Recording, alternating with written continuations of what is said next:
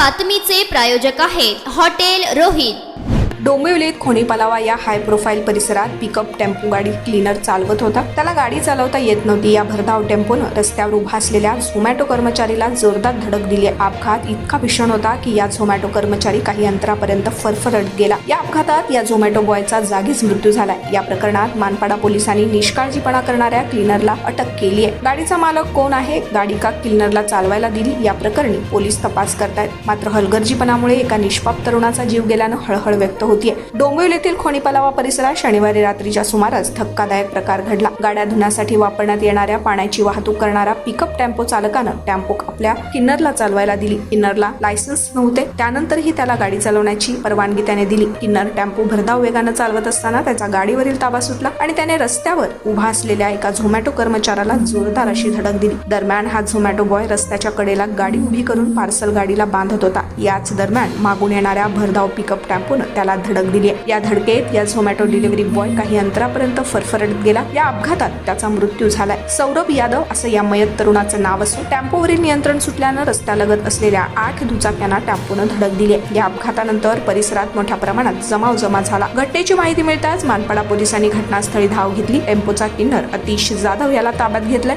जमावाची समजूत काढण्यात आली। पिकअप टेम्पो चालकानं या किन्नरला चालवायला दिल्यानं हा अपघात घडला। मात्र या अपघातात एका निष्पाप तरुणाचा बळी गेलाय, तर 8 गाड्यांचं नुकसान झालं असून किन्नरसह टेम्पो मालकाविरोधात गुन्हा दाखल करणार व तसेच कठोर कारवाई करणार अशी मागणी नागरिकांकडून केली जाते। या प्रकरणी मानपाडा पोलिसांनी टेम्पोचा किन्नर आतिश जाधव याला अटक केली। मानपाडा पोलिसांनी या प्रकरणी या टेम्पो कोणाचा होता, टेम्पो चालकानं किन्नरला गाडी चालवायला का दिली याचा तपास सुरू केला। लायसन्स नसताना देखील किन्नरला गाडी चालवायला दिल्यानं टेम्पो मालक व टेम्पो चालक यांच्यावर देखील अटकेची कारवाई होण्याची शक्यता वर्तवण्यात येते।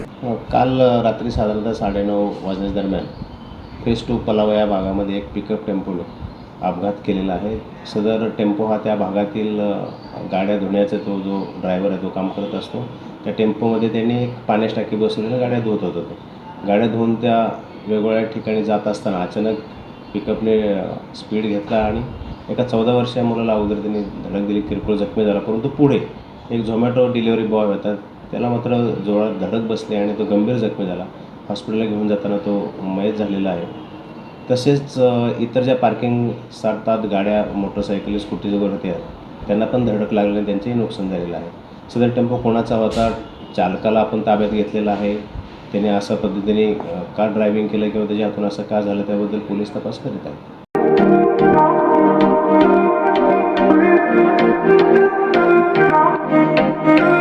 सोलापुरात व्हेज नॉन व्हेज जेवण मिळण्याचं एकमेव ठिकाण हॉटेल रोहित। चवीला टेस्ट, हॉटेल रोहितचे जेवण बेस्ट। बर्थडे पार्टी, कार्यक्रम, विविध पार्टींचे ऑर्डर्स ही स्वीकारले जातील। ग्राहकांसाठी खास पार्सलची सोय।